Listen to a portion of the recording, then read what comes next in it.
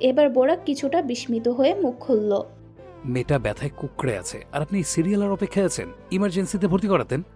মৌটুসী এবার মাথা ঘুরিয়ে তাকালো। বীরের পাশে দাঁড়িয়ে থাকা বেশ লম্বা করে এই পুরুষটাকে এতক্ষণ সে লক্ষ্য করেনি। প্রথম দেখাতেই মস্তিষ্ক জানান দিল, এর আগেও এই লোকটাকে তুই কোথাও দেখেছিস মৌ। কিন্তু দুশ্চিন্তা আর উদ্বিগ্নতার ঠেলায় স্থানকাল কিছুই মনে পড়ল না। এই মুহূর্তে সে স্মৃতি ঘেটে মনে করার প্রয়োজনও বোধ করল না। এত কিছু ভাববার সময় এখন নয়। সে স্বাভাবিকভাবেই প্রশ্নের জবাব দিল। ভেতরের রোগী বের হলেই আমাদের ডাকা হবে। এরই মধ্যে ছোট্ট চুড়ি এক কাণ্ড করে বসলো। মায়ের কোলে শুয়ে থাকা মেয়েটা এবার সোজা হয়ে বসলো। মাথা উঁচু করে বোরাকের দিকে তাকিয়ে কোনো জড়তা ছাড়াই 2 হাত বাড়িয়ে দিল তার দিকে। মৌটুসী হতবাক হয়ে মেয়ের কাণ্ড দেখল। প্রায় অপরিচিত এক মানুষের দিকে নিজের মেয়েকে এভাবে অনায়াসে হাত বাড়িয়ে দিতে দেখে অস্বস্তি হলো তার। অথচ মেয়েটাকে দেখো, কি স্বতঃস্ফূর্তভাবেই না 2 হাত বাড়িয়ে মায়া মায়া চোখে তাকিয়ে আছে। মৌটুসী কিছু একটা বলে চড়ুইকে নিজের কাছে ফিরিয়ে নিতে যাবে, তার আগে বোরাক কোনো দ্বিধা সংকোচ ছাড়াই শিরদাঁড়া বাঁকিয়ে মৌটুসীর কোল থেকে ছোট্ট পাখিটিকে নিজের বলিষ্ঠ বাহুর আশ্রয়ে তুলে নিল। ঠোঁটের কোণে তার অকৃত্রিম মুচকি একটা হাসি। চড়ুইর সাথে সাথে বোরাকের গলা জড়িয়ে ধরে কাঁধে মাথা এলিয়ে দিল, মুখটা গুজে দিল গলার ভাঁজে। চড়ুইয়ের পরনে তার মুখমলি কমল শরীরের মতোই মখমল তুলার তৈরি ফরক আর পায়জামা, মাথায় লাল রেশম টুপি। লাল টুপির মাঝে ছোট্ট শুভ্র মুখটার সৌন্দর্য আজ মলিনতায় ছেয়ে আছে। বোরাক এক হাতে চড়ুইয়ের নাজুক শরীরটা আগলে ধরে অন্য হাতটি ওর পিঠে আলতো করে বোলাতে লাগলো। মাম্মা। চোখ বুজে সেভাবে থাকতে থাকতে আরেক দফা ব্যথায় কুঁকড়ে উঠল চড়ুই। কাঁধে থাকা ছোট্ট অস্তিত্বটার ছটফটানি টের পেতেই বোরাকের পিতৃত্ব যেন অস্থির হয়ে উঠল। করিডোরের এদিক ওদিক হেঁটে চড়ুইকে দুলাতে দুলাতে আদুরি গলায় বলল, স্ট্রং বার্ড। স্প্যারোর কি হয়েছে? কিচ্ছু হয়নি মামুনি। এই যে আমরা এখনই ডাক্তার আঙ্কেলের কাছে যাব আর আমাদের সব কষ্ট ভ্যানিশ হয়ে যাবে। এদিকে নির্বাক মৌটুসী কেবল ফ্যালফ্যাল দৃষ্টিতে চেয়ে রইল সেদিকে। হসপিটালের স্টাফ চড়ুইয়ের নাম ধরে ডেকে উঠলে মৌটুসী তাড়াহুড়ো করে চেয়ার ছেড়ে উঠে দাঁড়িয়ে হাত বাড়ালো চড়ুইকে নিজের কোলে নেওয়ার জন্য। কিন্তু চড়ুই মৌটুসীর দিকে না তাকিয়ে উল্টো বোরাকের গলা আরও শক্ত করে জড়িয়ে ধরল। বোরাক বলল, আমার কাছেই থাক, চলুন আমিও যাচ্ছি। মৌটুসী দ্বিধান্বিত হয়ে বলল, আপনার লেট। সমস্যা নেই, তেমন তাড়া নেই আমাদের। মৌটুসী কিছু বলার আর ভাষা পেল না। বোরাক বীরের দিকে ফিরে বলল, বাবা, তুমি সাফন চাচুর সাথে এখানে একটু বসো কেমন? আমি চড়ুই পাখিকে ডাক্তার দেখিয়ে আসছি। বীর বাধ্য ছেলের মতো মাথা নাড়িয়ে সায় দিল। ডাক্তারের কেবিনে ঢুকে বোরাক চড়ুইকে নিয়ে চেয়ারে বসলো। পাশেরটাতে মৌটুসী। মধ্যবয়স্ক ডাক্তার চশমার উপর দিয়ে দুজনকে একবার দেখে নিয়ে জিজ্ঞেস করলেন। বাচ্চার কি সমস্যা? উদ্বিগ্ন মৌটুসী বলতে লাগলো, পেটে ব্যথা ডক্টর, সকালে একবার উঠেছিল, তারপর হজমের ঔষধ দিয়েছিলাম, একটু পটি হওয়ার পর প্রায় সেরে গিয়েছিল, কিন্তু দুপুরের পর ব্যথাটা আবারও উঠেছে, একবার বমিও করেছে। ডাক্তার সবকিছু শুনে চড়ুইয়ের দিকে তাকিয়ে একগাল হেসে ওকে কাছে ডাকলেন। আমার কাছে এসো তো মা। কিন্তু চড়ুইয়ের যাওয়ার নামই নেই। বোরাকের কোলে শক্ত হয়ে বসে আছে সে। ডাক্তার মুচকি হেসে বললেন, আচ্ছা, বাবার কোলেই থাকো, আঙ্কেল নিজেই আসছি। ডাক্তার নিজেই উঠে এসে চড়ুইয়ের পেটের কাপড় সরিয়ে হাত দিয়ে চেক করলেন, তারপর বললেন, আলট্রাসোনোগ্রাফি করতে হবে, ভেতরের রুমে নিয়ে আসুন। ভেতরের রুমে গিয়ে চড়ুইকে আলতো করে বেডে শুইয়ে দিল বোরাক। তারপর নিজেও চড়ুইয়ের মাথার পাশে বসে মাথায় হাত বুলাতে লাগলো। মৌটুসী বসলো চড়ুইয়ের পায়ের দিকটায়। আলট্রা করে ডাক্তার আশ্বস্ত করে বললেন, চিন্তার কিছু নেই, এটা ভাইরাল গ্যাস্ট্রোএন্টেরাইটিস, ভ্যারাইটিস জনিত ব্যথা, এমনিতেই 24 ঘন্টার মাঝে সেরে যাওয়ার কথা। তবে বাচ্চার কষ্ট কমাতে আমি একটা ইঞ্জেকশন দিয়ে দিচ্ছি, আধা ঘন্টার মধ্যেই ব্যথার উপশম পাবে। আর বাচ্চার খাবারের দিকে একটু নজর রাখতে হবে, বাইরের খাবার এড়িয়ে চলবেন। মৌটুসীর বুক থেকে যেন 100 মনের পাথর সরে গেল। স্বস্তির একটা দীর্ঘশ্বাস ফেলে সে মনে মনে কয়েকবার আলহামদুলিল্লাহ জপে বলল, ডক্টর, আমি তো এমনিতেও ওকে তেমন একটা বাইরের খাবার দিই না। ডাক্তার মুচকি হেসে বললেন, আসলে ছোট বাচ্চার পাকস্থলী অত্যন্ত লাজুক, সামান্য এদিক সেদিক হলেও বদহজম কিংবা গ্যাস্ট্রিকের সমস্যা দেখা দেয়। প্যানিক হওয়ার কিছু নেই। বলেই ডাক্তার ইঞ্জেকশনের সিরিঞ্জ রেডি করতে লাগলেন। ওষুধের শিশি থেকে তরল টেনে নেওয়া দেখে চড়ুইয়ের মুখটা আতঙ্কে সাদা হয়ে গেল। 1 সেকেন্ডের মাথায় চিৎকার করে উঠল সে, সুই ব্যথা, আমি সুই ফোটাবো না। মাম্মা, মাম্মা। মৌটুসি উঠে গিয়ে চড়ুইয়ের মাথার কাছে দাঁড়িয়ে মুখে পড়ে বোঝাতে লাগলো। কিচ্ছু হবে না মাম্মা, এই সুইটা দিলে পেট ব্যথা ভালো হয়ে যাবে। একদম ব্যথা লাগবে না, চড়ুই পাখি টুস করে চলে যাবে। চড়ুই এবার পুরো শরীর বাঁকিয়ে চিৎকার করে কান্না শুরু করলো। বিছানা থেকে লাফিয়ে উঠতে চাইছে সে। বরফ চড়ুইকে এক হাতে আলতো করে চেপে ধরে মাথায় হাত বুলিয়ে শান্ত স্বরে বলল, চড়ুই পাখি না ব্রেভ গার্ল, একদম ব্যথা লাগবে না। বীরও তো শুই দেয়, ও কিন্তু একদম কান্না করে না। না, আমি নিব না। বোরাকের পেটের কাছের স্লিভলেস জ্যাকেটটা শক্ত করে খামছে ধরল চড়ুই। ডাক্তার সুই নিয়ে হাতের কাছে এগিয়ে এলে চড়ুই এবার আরও জোরে আর্তনাদ করে উঠল।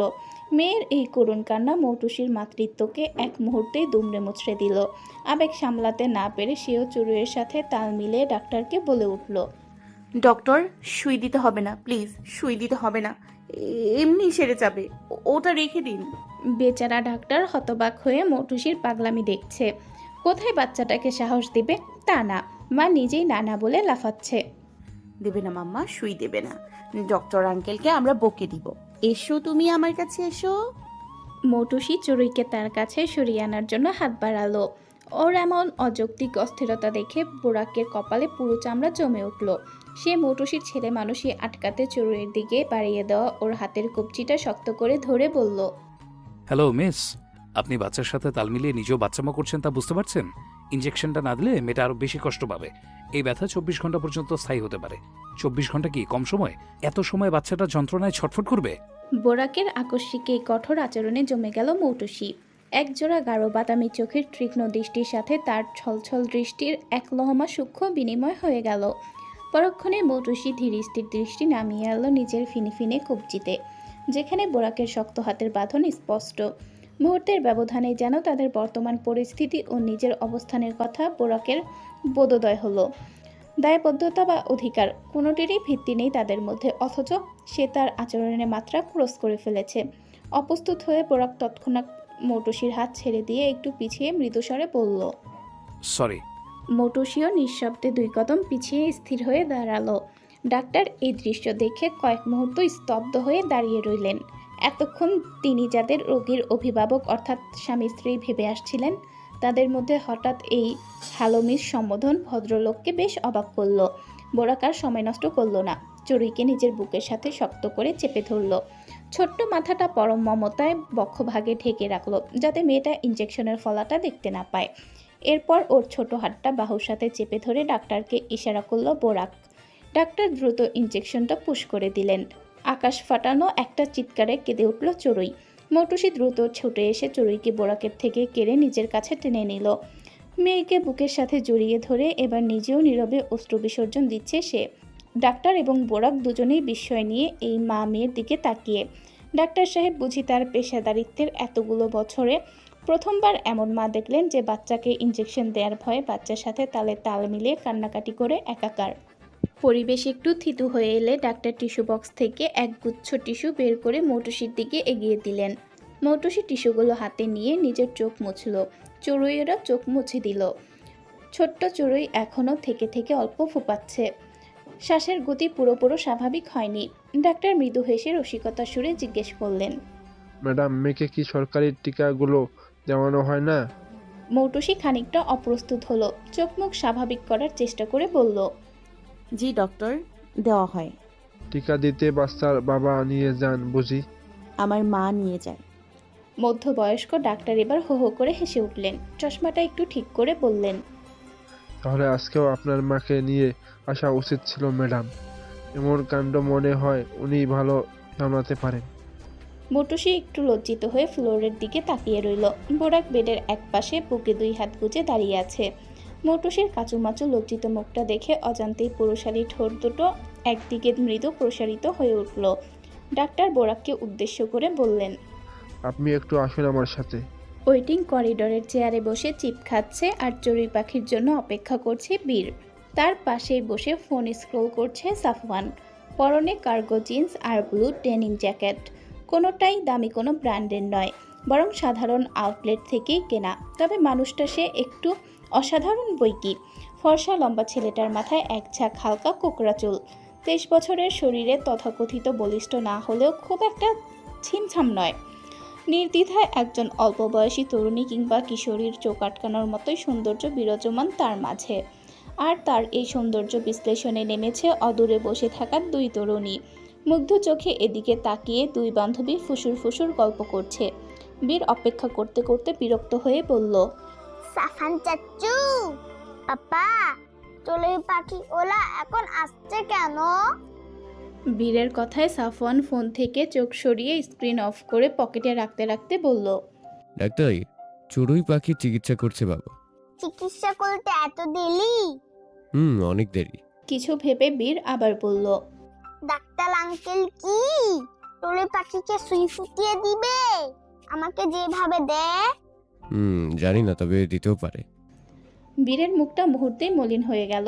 ফিসফিস করে বলল, ও চড়ুই পাখি মনে হয় অনেক ব্যথা পাবে। বীরের চিন্তিত মুখটা দেখে মুচকি হাসল সাফওয়ান। ওর এই হাসি দেখে তরুণী দুটো আর অদূরে বসে থাকার ধৈর্য কুলোলো না। তারা উঠে এসে ওদের সামনে দাঁড়িয়ে বীরের গালে হাত টেনে বলল, হাই কিউট বেবি, কি সুন্দর তুমি। বীর গালে হাত দিয়ে অবাক চোখে তাকিয়ে বলল। তোমরা কে? তরুণীদের একজন হেসে বলল। আমরা তোমার আপু হই বাবু। এরপর অন্যজন সাফওয়ানের দিকে তাকিয়ে মিষ্টি হেসে বলল। হ্যালো ভাইয়া। সাফওয়ান নির্লিপ্তভাবে কাটকাট বলল। ভাইয়া না, আব্বা। মেয়েটার উজ্জ্বল মুখখানা চুপসে এলো মুহূর্তেই। আপা? আব্বা, আপনার আব্বাজান হই আমি। মেয়েটার মুখ চোখে রাজ্যের বিস্ময়। আপনি আব্বা মানে কি? ছোট ভাইয়ের বাপ তো আব্বাই হয়, তাই না? বলেই সাফওয়ান এবার বীরকে এক হাতে নিজের কাছে টেনে নিয়ে বলল। আমার ছেলে? এই বাচ্চাটা আপনার ছেলে? একেবারে আমার পেটের ছেলে। পাশের তরুণীটি এবার বান্ধবীর হাত ধরে টানতে টানতে কানের কাছে মুখ নিয়ে বলল। চল মন, অনেক হয়েছে, চল এখান থেকে। এটা রং স্টেশন, ট্রেনে ওঠার স্বপ্ন দেখে লাভ নাই। তরুণী যেতে যেতে অপ্রস্তুত হেসে আমতা আমতা করে বলল। ইয়ে না মানে আব্বা, আসি তাহলে। সাফওয়ান হাত উঁচিয়ে বিদায় দিল। আচ্ছা আমাজান, ভালোই যায়। ওরা চলে গেলে বীর জিজ্ঞেস করল। ওরা কে চাচ্চু? সাফওয়ান তির্যক হেসে বলল। ওরা তোমার বড় বোন বাবা, আর আমার সুন্দরী দুইটা রাজকন্যা। এখানে এসে বসেছে পর্যন্ত নিজের প্রতি তরুণীদের দৃষ্টি সাফওয়ানের নজর এড়ায়নি। এখানে যে তারা বীরের অশিলা দিয়ে এসেছে কেবল তার সোশ্যাল মিডিয়া অ্যাকাউন্ট নেওয়ার জন্য, তাও তার বুঝতে বাকি নেই। এরপর ধাপে ধাপে কি হতে পারে সে সম্পর্কেও সে বেশ ওয়াকিবহাল। কিন্তু সাফওয়ান এই ফাঁদে পা দেওয়ার মতো পাত্র নয়। কলেজ জীবনে দুটি প্রেম করেই তার এই জিন্দিগিতে প্রেম করার শখ মিটে গেছে। এখন মেয়ে মানুষ মানেই তার কাছে যেন একরকম খসখসে খোসপাচড়া, যা চুলকালে কেবল অস্বস্তিই বাড়ে। ডাক্তার দ্রুত হাতে প্রেসক্রিপশন লিখতে লিখতে সামনে বসে থাকা বোরাককে বললেন। বাচ্চা কিছুক্ষণের মধ্যেই ঘুমিয়ে পড়বে। ওষুধ আর ইঞ্জেকশনের প্রভাবে ঘুম থেকে উঠলেই ব্যথা একেবারে সেরে যাবে আশা করছি। আর ওষুধ লিখে দিচ্ছি, নিয়ম অনুযায়ী খাওয়াবেন সেগুলো। প্রেসক্রিপশনের কাগজটা বোরাকের দিকে এগিয়ে দিলে বোরাক তা হাতে নিল। ডাক্তারকে ধন্যবাদ জানিয়ে কেবিনে ফিরে এলো সে। মৌটুসির কোলে ঘুমে ঢুলুঢুলু করছে চড়ুই। বোরাক এগিয়ে গিয়ে হাত বাড়িয়ে বলল। ওকে আমাকে দিন। মৌটুসি কোনো আপত্তি করল না, চড়ুইকে বোরাকের কোলে এগিয়ে দিল। বোরাক তার পরনের জ্যাকেটটার জিপারের মাঝে চড়ুইকে নিয়ে তার দুই প্রান্ত দিয়ে আলতো করে ওর ছোট্ট শরীরটা ঢেকে দিল। চড়ুই বোরাকের প্রশস্ত কাঁধে মাথা এলিয়ে চোখ বুঝে নিল। ওষুধের প্রভাবে এখন সে ঘুমিয়ে যাবে নিশ্চিত। মৌটুসি এতক্ষণে খেয়াল করলো মানুষটা একটু বেশি লম্বা আর বলিষ্ঠ, এক কথায় বিশাল দেহির মানুষ। সে একটা মেয়ে হিসেবে স্বাভাবিক লম্বা হয়েও লোকটার কাঁধ বরাবর। হাঁটতে হাঁটতে মৌটুসি জিজ্ঞেস করলো। ডক্টর তখন ডেকে নিয়ে কি বললেন? তেমন কিছু না, প্রেসক্রিপশনে লিখলেন আর বললেন এখন চড়ুই পাখি ঘুমাবে, ঘুম থেকে উঠলেই ব্যথা সেরে যাবে। বোরাকের পেছন পেছন চেম্বার থেকে বেরিয়ে এলো মৌটুসি। ওদের বেরিয়ে আসতে দেখে বীর আর সাফওয়ান উঠে এগিয়ে এলো। কাছাকাছি আসতেই তাড়াতাড়ি করে বীর চঞ্চল কণ্ঠে জিজ্ঞেস করলো। পাপা চড়ুই পাখি কষ্ট কমেছে? হ্যাঁ বাবা, কমেছে। কথা বলো না, চড়ুই পাখি এখন ঘুমোচ্ছে। আচ্ছা। বীর ঠোঁটে তর্জনী ঠেকিয়ে চুপ হয়ে গেল। মৌটুসি মুচকি হেসে বীরের মাথায় হাত বুলিয়ে দিয়ে ওর হাত ধরে লিফটের দিকে হাঁটতে লাগলো। পিছু পিছু হাঁটতে থাকা সাফওয়ানের মস্তিষ্ক তার সামনে সুন্দরতম দৃশ্যটাকে কিছু মুহূর্তের জন্য নিজের মতো করে কল্পনা করতে লাগলো। বোরাকের কোলে ঘুমন্ত চড়ুই, মৌটুসির হাতে বীরের হাত। খুব শক্ত করে ছোট্ট হাতটা ধরে বোরাকের পিছু পিছু এগিয়ে যাচ্ছে সে। সাফওয়ানের দৃষ্টি অ্যাঙ্গেল থেকে এই দৃশ্যটা ফ্রেমে বন্দি করলে তা নির্দ্বিধায় একটা ছোট্ট সুখী পরিবারের ইঙ্গিত দিবে। লিফটের ভেতর পা রাখতে ঘোর কেটে গেল সাফওয়ানের। সঙ্গে সঙ্গে নিজের ভাবনাকে সংযত করে কয়েকবার মনে মনে আস্তাগফিরুল্লাহ জপে নিল সে। বীরের মা তার জীবনে উপস্থিত না থাকলেও চড়ুইয়ের বাবা তো আছে, এমন কল্পনা মনে আনাও পাপ। নিচে এসে হাসপাতালের ফার্মেসি থেকে প্রেসক্রিপ্টেড ওষুধগুলো কিনে নিল মৌটুসি। ইতিমধ্যেই বোরাক বুঝে গিয়েছে মৌটুসির সাথে বাইক কিংবা গাড়ি কিছুই নেই, তাই সে জিজ্ঞেস করলো, আপনি এখন কোথায় যাবেন, মানে বাসা কোন দিকে? মৌটুসি ওষুধগুলো ব্যাগে ঢুকাতে ঢুকাতে বলল, জাদুঘরের মোড়, সবজি পাড়া। তাহলে তো ভালোই, আমরাও ওদিক যাবো এখন। আমাদের সাথেই যেতে পারবেন আপু? মৌটুসি বিনয়ের সাথে মাথা নাড়ল। না না না, এমনিতেই অনেক করেছেন ভাইয়া, অনেক কৃতজ্ঞ। আর ভেজালে ফেলতে চাই না আপনাদের। আমি একটা রিক্সা নিয়েই চলে যাব। ঘুমন্ত বাচ্চাটাকে নিয়ে রিক্সায় একা কিভাবে যাবেন? আমাদের সাথেই চলুন। মৌটুসির অনিচ্ছা থাকলেও না করার সুযোগ রইল না। এতক্ষণ মানুষগুলো অনেক সাহায্য করেছে, শেষ দিকে এসে এভাবে না করলে বিষয়টা খারাপ দেখাবে, অহংকারী ভাবতে পারে। সাফওয়ান ড্রাইভ করছে, পাশে ঘুমন্ত চড়ুইকে নিয়ে বসেছে বোরাক, ব্যাকসিটে বীরকে নিয়ে মৌটুসি। বীর দুই হাতে মৌটুসির চিকন কোমর জড়িয়ে ধরে বুকের কাছটায় মাথা ঠেকিয়ে আরামসে বসে আছে। মৌটুসি ওর গায়ের চাদরটার এক প্রান্ত দিয়ে বীরকে ঢেকে নিজের সাথে জড়িয়ে নিয়ে আছে।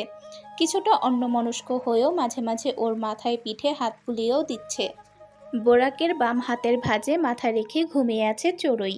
ওর নাজুক মুখায়বে কি এক অপার্থিব মায়া, যে মায়া কোনো শব্দ দিয়ে প্রকাশ করা যায় না। একজন বাবা ছাড়া অন্য কেউ হয়তো এই অনুভবের গভীরতা পুরোপুরি বুঝতেও পারবে না। কিছু অনুভব কেবল পিতৃত্বের কাছেই সীমাবদ্ধ থাকে। বোরাক চড়ুইয়ের শান্ত মুখটা থেকে দৃষ্টি সরিয়ে সামনের রাস্তার দিকে তাকালো। গাড়ি চলন্ত, গাড়ির ভেতরের পরিবেশ গুমট, শান্ত, স্থির। কিন্তু বোরাকের মনের স্থিরতা যেন টলে গেল মুহূর্তেই। কোনোরূপ পূর্ব পরিকল্পনা কিংবা উদ্দেশ্য ছাড়া একেবারে হঠাৎই তার চোখ চলে গেল রিয়ার ভিউ মিররের দিকে। ভিউ মিররে মৌটুসির স্পষ্ট মুখচ্ছবি ভেসে উঠছে। বোরাক ইচ্ছে করেই চোখ সরালো না, বরং সুনির্দিষ্ট কোনো কারণ ছাড়াই প্রতিচ্ছবিটার মাঝে কিছু একটা মিলিয়ে দেখার প্রচেষ্টা চালালো। সেই দিন রাস্তার সেই পথচারীদের করা মন্তব্যটা যে এতটুকু অতিরঞ্জিত ছিল না, সেটা বোরাক এই মর্মে ভালোই উপলব্ধি করেছে। মেয়েটা সুন্দরী, তাতে কোনো সন্দেহ নেই, তবে ঠিক কোন কোন কারণে মন তাকে এই তকমাটি সেটে দিচ্ছে তা সুনির্দিষ্ট করে বলা দুষ্কর। কেননা সৌন্দর্যের সংজ্ঞা তো কোনো নির্দিষ্ট কাঠামোতেই সীমাবদ্ধ নয়। এই মুহূর্তে সন্তানের দুশ্চিন্তায় রমণীর সুন্দর মুখখানা কিছুটা মলিন, অশ্রু শুকিয়ে ঘন পাপড়িগুলো একে অপরের সাথে লেগে গোটা গোটা হয়ে আছে। চোখের নিচে ক্লান্তির অল্পকালচে আভা, দৃষ্টি ভাবলেশহীন, অথচ মাতৃত্বের নিবিড় উদ্বেগের এই ছোট ছোট চিহ্নগুলোই তার চেহারায় এক অনন্য লাবণ্য ঢেলে দিয়েছে যেন। তবে বোরাকের একটু বিশেষভাবে বিশ্লেষণ করার মতো একটা জিনিস মনে হলো। মেয়েটার উপরের ঠোঁটটা অদ্ভুত সুন্দরভাবে গোটানো, তার ফিল্ট্রাম অর্থাৎ নাক এবং ঠোঁটের মাঝের খাঁজটা একটু বেশি শৈল্পিক। পরক্ষণেই একেবারে হুট করে দৃষ্টির ওপর নিয়ন্ত্রণ ফিরে এলো বোরাকের। নিজেই নিজের কাছে লজ্জিত হয়ে দ্রুত দৃষ্টি সরিয়ে নিল সে।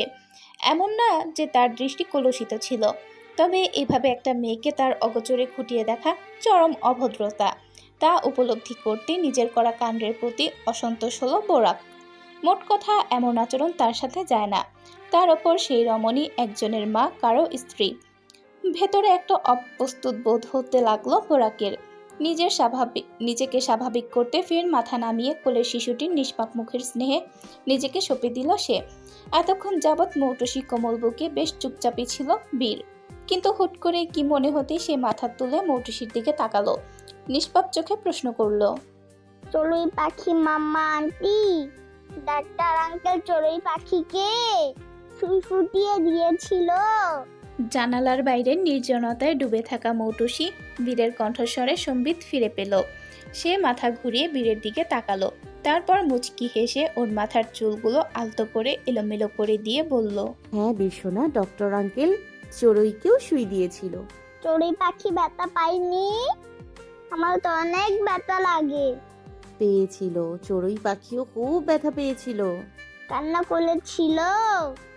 কান্নাও করেছিল। বীরসোনা কান্না করে না, সুই দিলে করে তো, সুই দিলে আমার অনেক কান্না পায়। ইস, নিষ্পাপ মনের কি সরল সরল কথা। মৌটুসি আবারও হেসে ঠোঁট নামিয়ে ওর নরম গালে একটা চুমু এঁকে দিল। বীরের যেন তাতে মন ভরল না। সে মাথাটা বাঁকা করে অপর গালটাও এগিয়ে দিল মৌটুসির দিকে। মৌটুসি সেই গালটা আলতো করে টেনে নিয়ে সেখানেও আরেকটি চুমু খেলো। সাফওয়ান গাড়ির গতি কিছুটা কমিয়ে দিয়ে জিজ্ঞেস করলো, আপু ডানের রাস্তায় নিব নাকি বাই? বাইরে মোড় নিয়ে 2 নাম্বার গলির সামনে দাঁড়াবেন। সাফওয়ান গাড়ি ঘুরিয়ে নিল। 2 নম্বর গলির সামনে গাড়ি এসে দাঁড়ালে মৌটুসি বীরকে আলতো করে সোজা করে বসিয়ে দিয়ে কপালে একটা চুমু খেলো।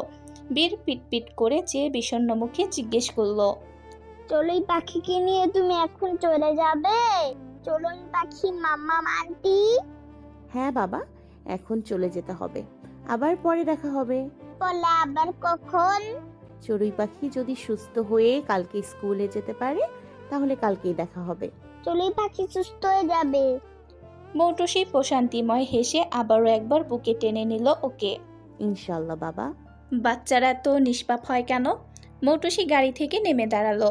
হাত বাড়িয়ে বোরাকের কোল থেকে ঘুমন্ত চড়ুইকে নিজের কোলে নিয়ে নিল।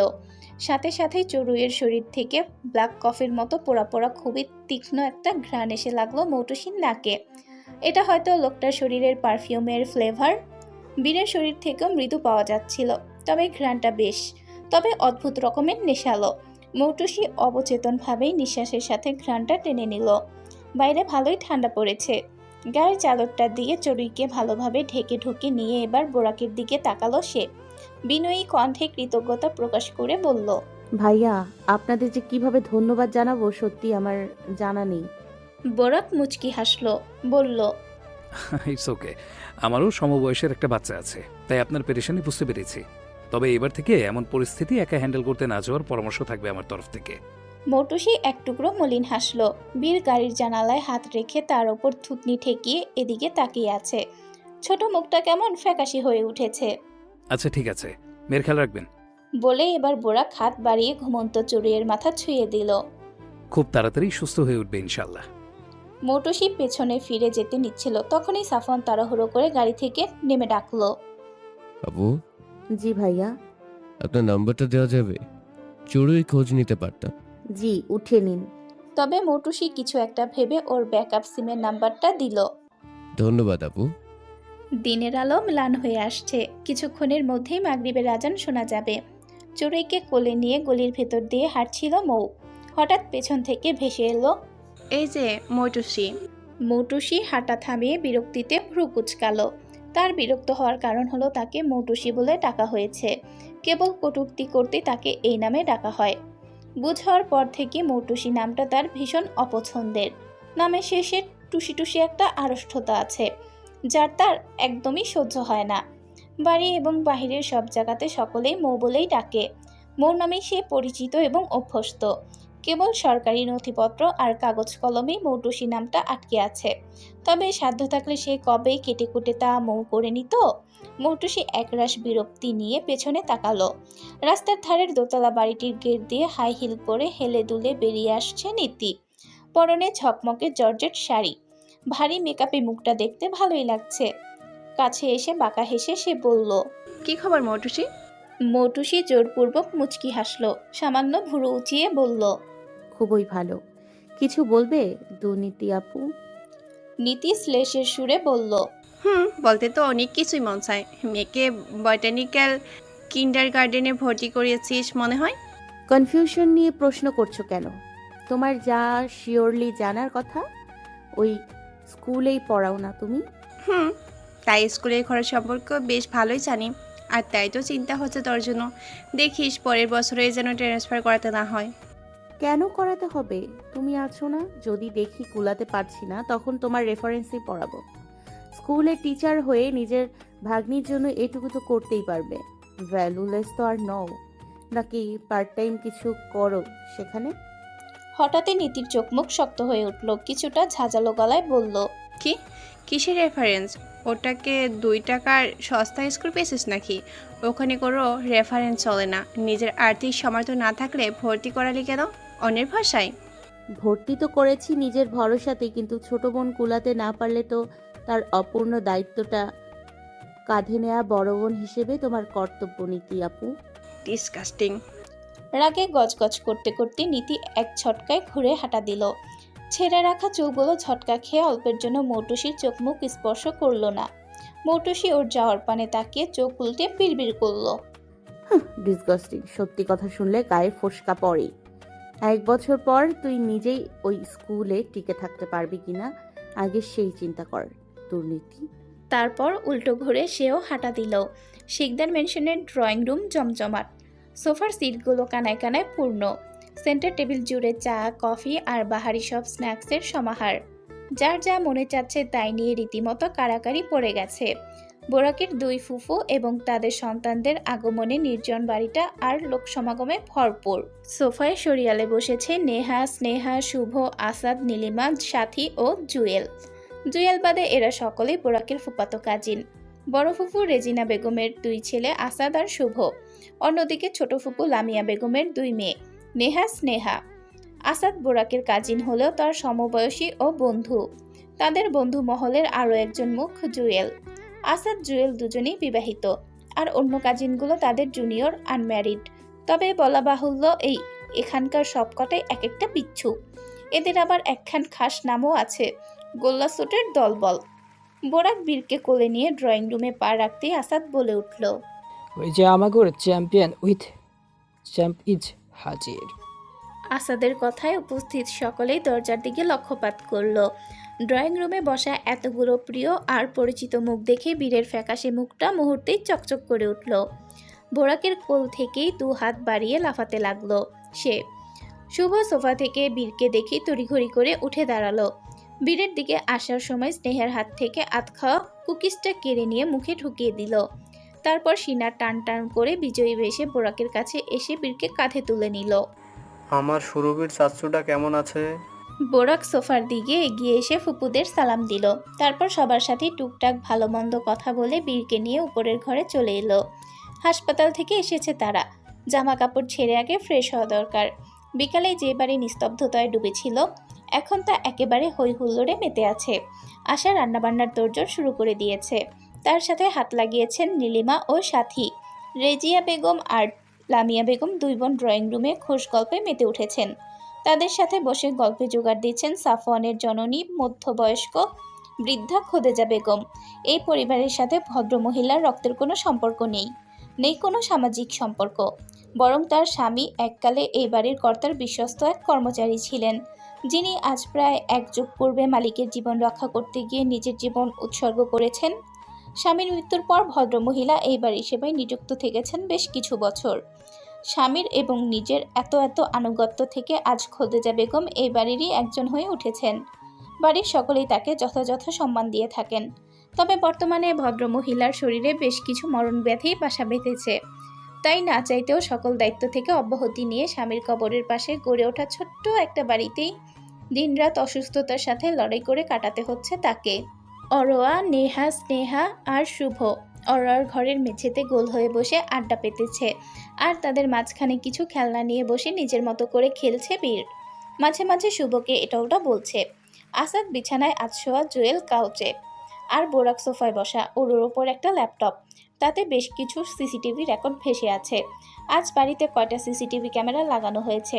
পূর্বে বাড়ির বাইরে ক্যামেরা থাকলেও ভেতরে দেওয়ার প্রয়োজন বোধ হয়নি কখনো। তবে পরশু আসার বলা নানা সন্দেহভাজন কথা শুনে বোরাক ভেতরও কয়েকটা ক্যামেরা লাগানোর সিদ্ধান্ত নিয়েছে এবং গতকাল সব অ্যারেঞ্জমেন্টও করে রেখেছিল। আজকে দুপুরে মিস্ত্রি এসে সেগুলো সেট করে দিয়ে গিয়েছে। এখন সেগুলোর কার্যক্রমই বসে বসে ল্যাপটপে চেক করছে বোরাক। চুপচাপ হাত গুটিয়ে বসে থাকতে বিরক্ত হয়ে পকেট থেকে সিগারেটের প্যাকেট বের করলো আসাদ। আঙ্গুল ঠেলে 3টে সিগারেট টেনে নিতে নিতে বোরাককে উদ্দেশ্য করে বলল, লাইটার কোথায় রে মাম্মা? নেই। বোরাকের এক কথার উত্তর। জুয়েল নিজের প্যান্টের পকেট থেকে লাইটার বের করতে করতে বলল, সাধুর কাছে রমণীর খোঁজ করছিস তুই? তারপর লাইটারটা আসাদের দিকে শূন্যে ছুড়ে দিল। আসাদ তা ক্যাচ করে নিয়ে 3টে সিগারেট ধরিয়ে একটা জুয়েলকে দিয়ে আরেকটা বোরাকের দিকে বাড়িয়ে ধরলো। বোরাক ফিরিয়ে দিল না, হাতে নিল জ্বলন্ত সিগারেটটা। তিনটে জ্বলন্ত সিগারেটের প্রভাবে কিছুক্ষণের মধ্যে ঘরটা মৃদু ধোঁয়াটে হয়ে উঠল। আসাদ দীর্ঘ সময় নিয়ে একনিষ্ঠ বোরাককে দেখে ভাবুক ভঙ্গিতে বলল, বুঝলি জুয়েল, আমার এখনো কেন জানি বিশ্বাসই হইতেছে না বোরাক মামাই বিয়ার পিড়িতে বসতে নিজ মুখে রাজি হয়ে আছে। জুয়েল মুখের ধোঁয়াটুকু ছেড়ে বলল, আরে হয়েছে হয়েছে, মামার এখন কি প্রয়োজন বুঝি বুঝি, মধুর ক্রেভিসিং ভাই। আসাদ দুই দিকে মাথা নাড়ল। না তুই যাই ক, আমার মন সাই দিতেছে না। বোরাক ঝেড়ে কাস তো ভাই, আসল কথা সত্যি সত্যি বিয়াটা করার এক টুকরো ইচ্ছা জন্মাই তোর ভিতরে, নাকি হুদায় আমরা ঘোড়ার দৌড়াইতেছি?